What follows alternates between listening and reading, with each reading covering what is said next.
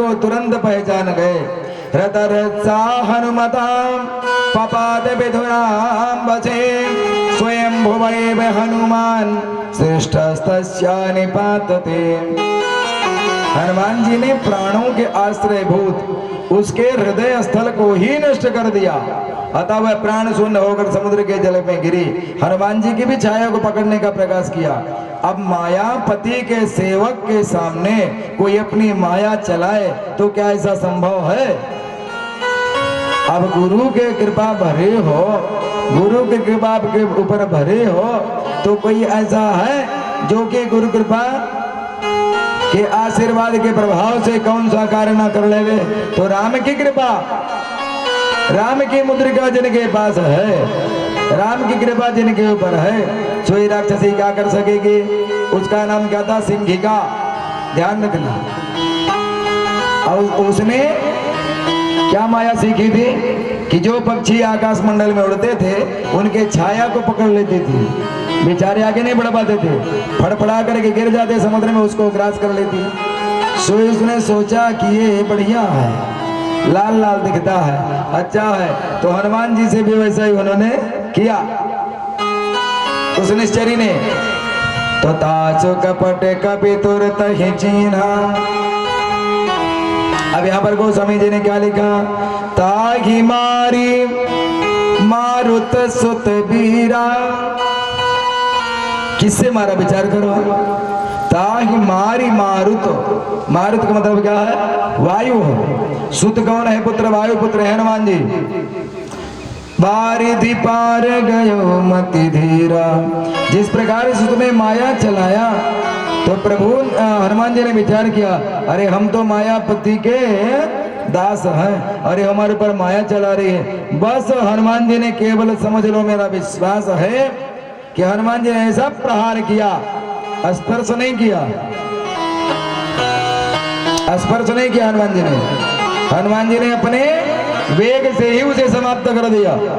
जैसे मैंने आपको बताया ना, जब हनुमान जी चले उस पर्वत के ऊपर से तो उनके साथ उखड़ करके, उनके वेग से वृक्ष ही उखड़ करके उनके साथ उड़ने लगे, उनकी डालियां उड़ने लगी।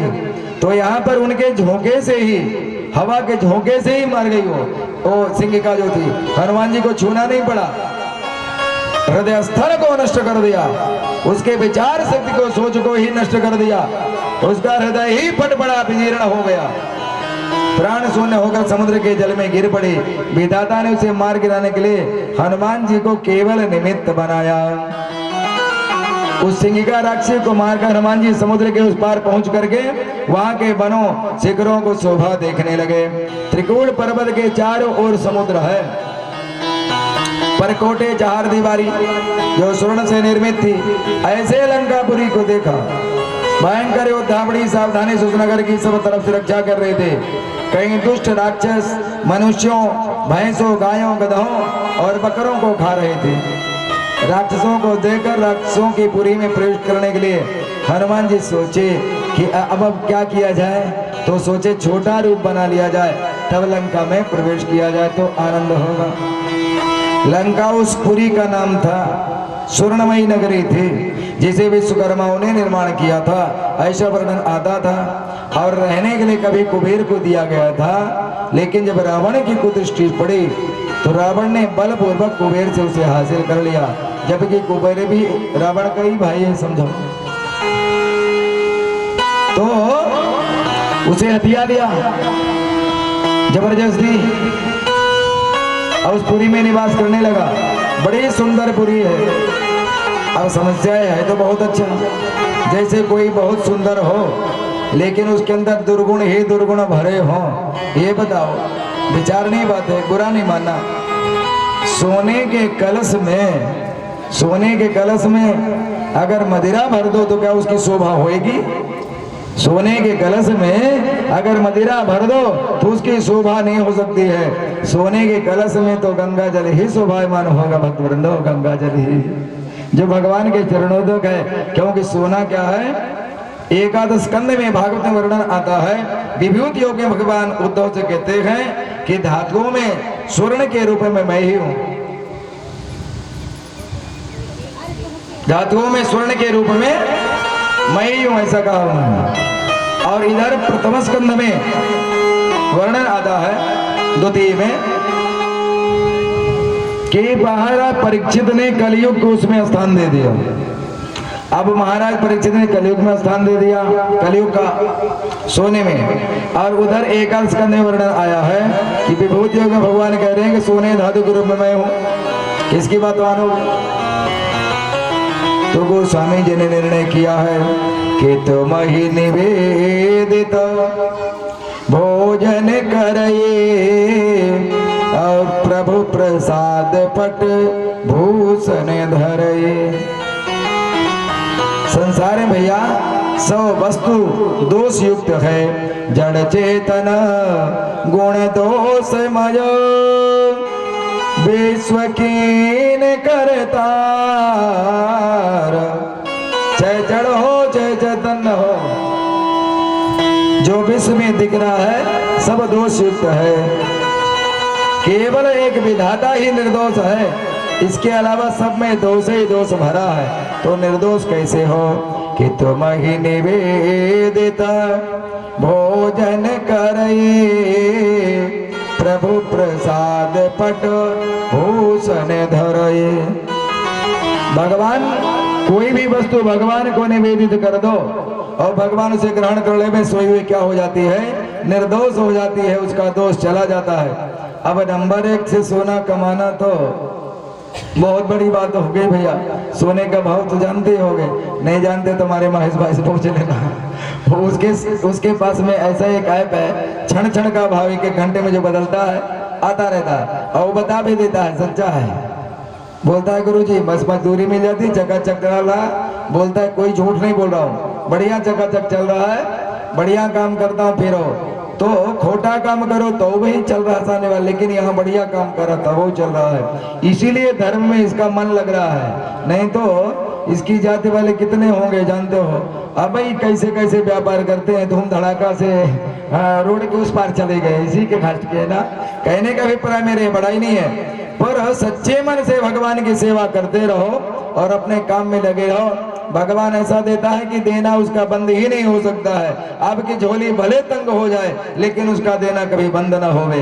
ये होता है 1000 हाथ वाले की बात। अब आपके पास 2 हाथ वाले हो, कितना देखो लेकिन कमे रहेगा, लेकिन 1000 हाथ वाला अगर देना चालू कर देवे भक्त, आपकी झोली भले तंग हो जावे लेकिन उसका देना बंद ना होवे।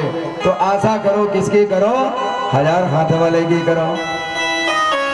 अब यहाँ पर हनुमान जी विचार कर रहे हैं, देखिए कितना संकट आ रहा है। सोने की नगरी है, यहाँ पर कोई गाय भैंस कुत्ता गधा सबको पाए जा रहे हैं। हनुमान जी ने सोचा इनके बीच में छोटा रूप बनाना ठीक है। छोटे रूप बनाने का क्या प्रयोजन, विचार करो। छोटा कौन होता है? कोई छोटा नहीं है, सब बड़े हो। अगर मैं आप किसी को कहते हो, किसी से थोड़ी बात विवाद हुआ, वो क्या बोलते हो? तुम बड़े मूर्ख हो, बोल देते हो ना। मैं 49 का हुआ, 49वां रनिंग चल रहा है, बहुत देश विदेश घूमा, लेकिन आज तक मूर्ख न पाया, एक भी मूर्ख न पाया। जितने पाया सब होशियार पाया, सब बुद्धिमान पाए। मूर्ख क्यों नहीं पाया? मैंने इसलिए मूर्ख, मैं इसलिए नहीं पाया, मेरा जहां तक समझ है कि मैंने बहुतों को कहते सुना कि तुम मूर्ख हो, लेकिन सामने वाला जो कहता मूर्ख है, जिसको कहता है मूर्ख है तू, वो कभी माना नहीं कि मैं मूर्ख हूं। वो कभी माना ही नहीं कि मैं मूर्ख हूं। जो कहता है सामने वाले को कि वो तू मूर्ख है, वो कभी नहीं मानता कि मैं मूर्ख हूं। जब मानता ही नहीं तो कैसे मूर्ख हो? फिर कोई बचा मूर्ख का? तो भैया सब होशियार हो, बुद्धिमान हो, कोई मूर्ख नहीं संसार में। सबसे बड़ा मूर्ख वही है संसार में जो दूसरों को मूर्ख समझता है, वही सबसे बड़ा मूर्ख है। इसकी परिभाषा से यही मालूम होता है। अपने आप को जो सबसे बड़ा होशियार समझ लो, वही दूसरों को मूर्ख कहेगा, बाकी तो कोई कहेगा नहीं। तो हनुमान जी ने बुद्धि से विचार किया कि यहाँ बल से काम नहीं चलेगा। बुद्धि से विचार किया तो हनुमान जी ने क्या किया कि मशक समान रूप करित चलो मसक समान। हनुमान जी क्या किए? मसक। अब इसको आप लोग बात कई बार कहते हैं गुरुजी हनुमान जी मच्छर बन गए। अरे मूर्ख, अब यहाँ पर कहना पड़ता है मूर्खो, यहाँ पर हनुमान जी मच्छर नहीं बन गए, मच्छर के बराबर मसक समान समान, अर्थात उतना बड़ा छोटा रूप धारण किया। विचार करो इतने बड़े होंगे, अभी आप सुनोगे जाकर के आगे कथा प्रसंग में, पर हनुमान जी यहाँ पर छोटे रूप में अपने आप को बना लिया। मसक समान मसक समान रूप कपिधरी,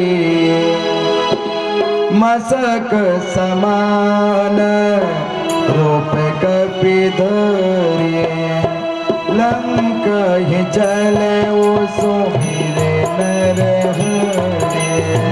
मसक समान रूप कपिधरी, लंक ही चले सुमिरे नर हरि। मसक समान रूप कपिधरी, लंक ही चले सुमिरे नर हरि। मसक समान रूप कपिधरी, लंक ही चले सुमिरे नर हरि। जान ही मैं मरमो सठ मोरा, जान नहीं मरम सख मोरा, जान ही नहीं मरमो सठ मोरा, जान ही नहीं मरम सख मोरा। और आहार जहाँ लग चोरा, आहार जहाँ लग चोरा, और आहार जहाँ लग चोरा, आहार जहाँ लग चोरा। हनुमान जी ने इतना छोटा रूप धारण किया कि मच्छर जैसे आकार, इतना बड़ा केवल आकार बन गया। लंका ही चले वो सुमिर नर हरि। जब लंका में प्रवेश किया, अच्छा लंका तो पुरी का नाम था, लेकिन लंका की रक्षा करने वाले का भी लंका ही नाम था, ध्यान रखना। लंकिनी ही नाम था, लंकिनी लिखा गोस्वामी जी ने, पर वस्तु उसका नाम ही लंका था, जो लंकापुरी की रक्षा करती थी शुरू में। तो हनुमान जी छोटा रूप धारण किए और यहाँ पर राम जी को स्मरण नहीं किया, राम जी को हृदय में छुपा लिया। हनुमान जी ने राम जी का स्मरण नहीं किया, क्योंकि समझ गए यहाँ राम जी से काम नहीं बनेगा, यहाँ राम जी से काम बनने वाला नहीं है। तो लंक ही चले वो सुमिरी नर हरि, यहाँ पर नरसिंह भगवान का स्मरण किया हनुमान जी, ध्यान रखना।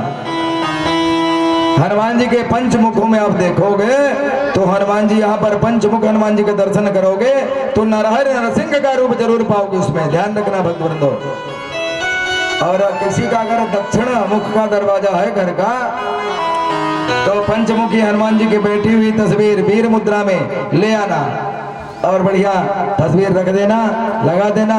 दोनों टाइम अगरबत्ती दिया जरूर होवे, और कुछ ना होवे तो हाथ जोड़ करके श्री राम जय जय राम, श्री राम जय जय राम। पूजा पूरी हो गई, 5 मिनट संकीर्तन कर लो, पूजा पूरी हो गई। तो हनुमान जी ने यहाँ पर नरहरि नरसिंह भगवान का स्मरण किया, नरसिंह रूप ले लिया एक रूप से, समझो। हनुमान जी को ज्यादा दे करके जो लंका नाम की निश्चरी थी, लंकिनी जिसका जो कहते थे साधारण से भाषा में, वो लंकिनी कहने लगी तुम मेरा मर्म नहीं जानता, भेद नहीं जानता, जितने भी चोर हैं वो मेरा ही भोजन है, यही मेरा भोजन निश्चित किया गया है। हनुमान जी ने उसको सोचा अब इसको हम शिक्षा दे देवे, तब इसका भूख पटा जावे, बहुत ही भूखी लग रही है। तो यहाँ पर हनुमान जी सोचे भूख तो हमको लगना चाहिए, क्योंकि राम जी का कार्य करने हम जा रहे हैं, हम इतना उतावले पर हो रहे, हमको भूख नहीं, इसको भूख लग रही, जो बैठी है। बैठा रहेगा कोई तो उसको बरोबर भूख लगेगी क्या? नहीं लगेगी। घर में बैठे हैं भाई साहब तो भूख लगती है क्या? कहते नहीं देर से भोजन हुआ है ना, तो शाम को बहुत बेटियों कह देते हैं अब हम सब लेट थोड़ा भोजन किए हैं तो शाम को नहीं करेंगे, क्योंकि बैठे हैं। अब बैठने पर इज्जत नहीं रह जाती है। जब तक शरीर में कुछ कर लेने की ताकत है, कुछ कमा लेने की ताकत है, तब ही घर परिवार वाले आपकी इज्जत करेंगे। बुरा नहीं मानना, सही बात है, मानो या ना मानो, सच तो कड़वा होता है। आपकी कद्र तब तक है जब तक आपके कमाने की ताकत है, जब तक आपकी बुद्धि बल है तभी तक है। इसके बाद कोई पूछने वाला नहीं है। वो अपने यहाँ बगैर खंडी में कहावत है ना, छूछा को कौन पूछा, जो छूछा उसको कौन पूछा। जब कुछ बचा नहीं तो कौन पूछने वाला है, कोई पूछने वाला नहीं है। अरे इतना तक कि सलाह भी लिया जाता है तो श्याल को बुद्धिदाय कहा।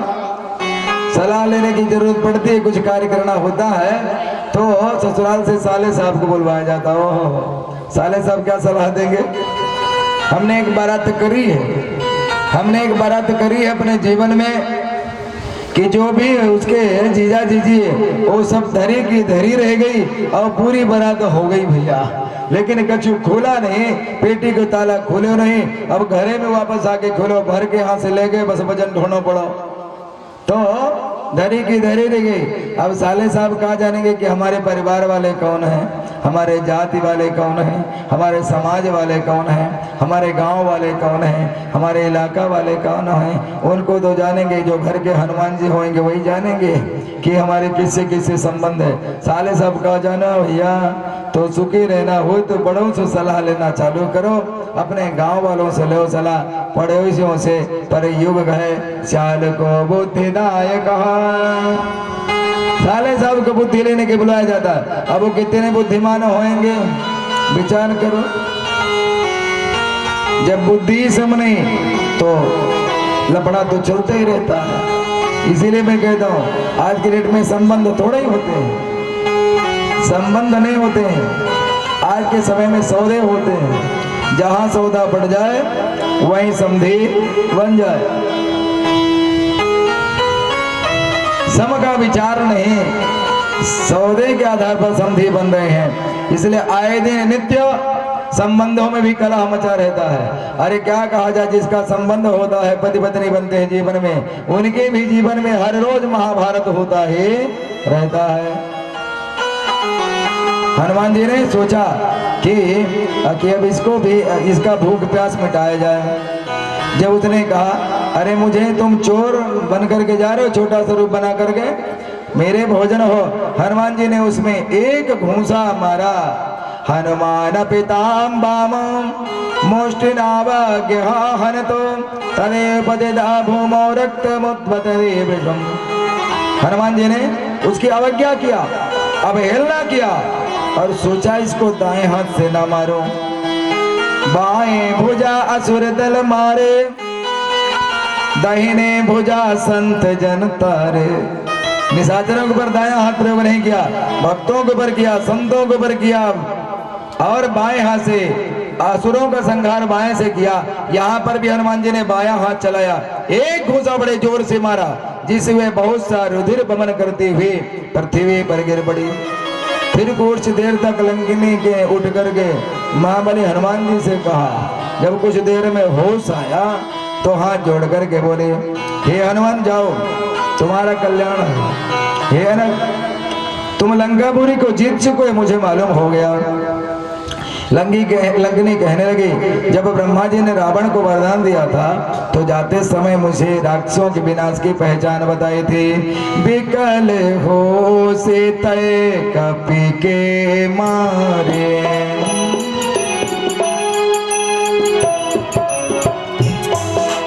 विकल हो से तय कपि के मारे, विकल हो से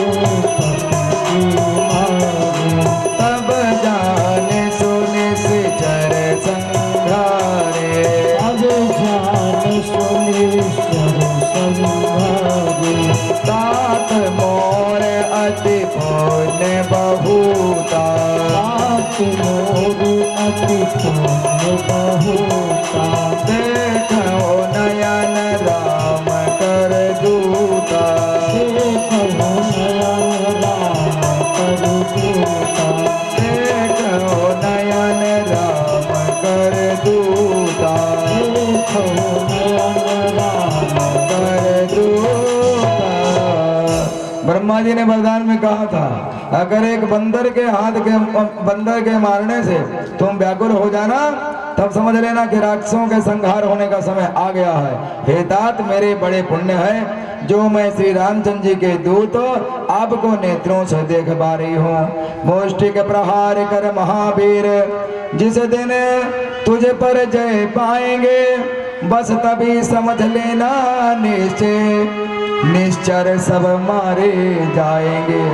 हे महावीर, हे महाधीर, रघुवर का तुझ पर हाथ रहे, जाबे खटके अब लंका में, जय और सफलता साथ रहे। वहां भी आशीर्वाद मिला। और क्या कह रहे हाथ जोड़ करके कि तात स्वर्ग अपवर्ग सुख, धरिय तुला एक अंग, तुलन ताहि सकल मिले, जो सुख लव सत संग।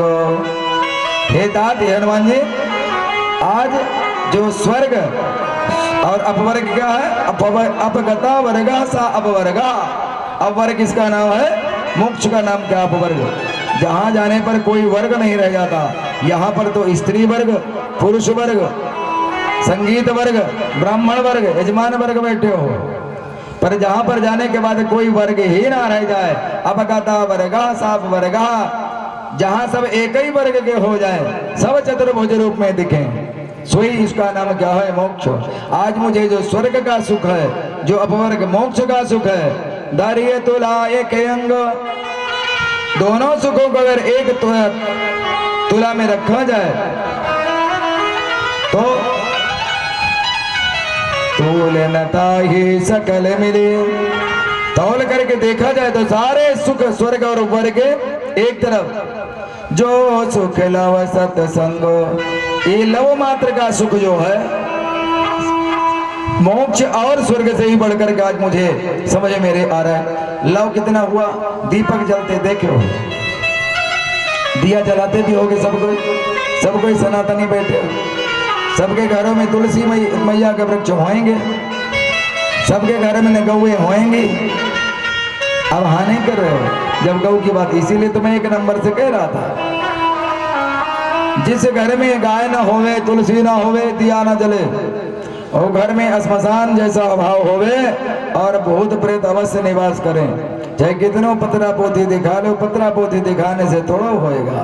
जा घर में गोबर ना पड़े गाय को, जा घर में गौमूत्र ना होवे गाय को, जा घर में गाय को पेट ना भरे, जा घर में तुलसी ना होए, जा घर में गुरु ब्राह्मणन के सेवा सत्कार ना होए, जा घर में माता पिता के पूजा सेवा सत्कार ना हो, वह घर संसार में भले है लेकिन संसार में होते हुए भी नरक के समान है, वो घर श्मशान के समान है। बुरा नहीं मानना, जिसके घर में जो कमी होगी पूरा कर लेना, भला इसी में अगली कथा आते आते वो घर में ओ हो जाए।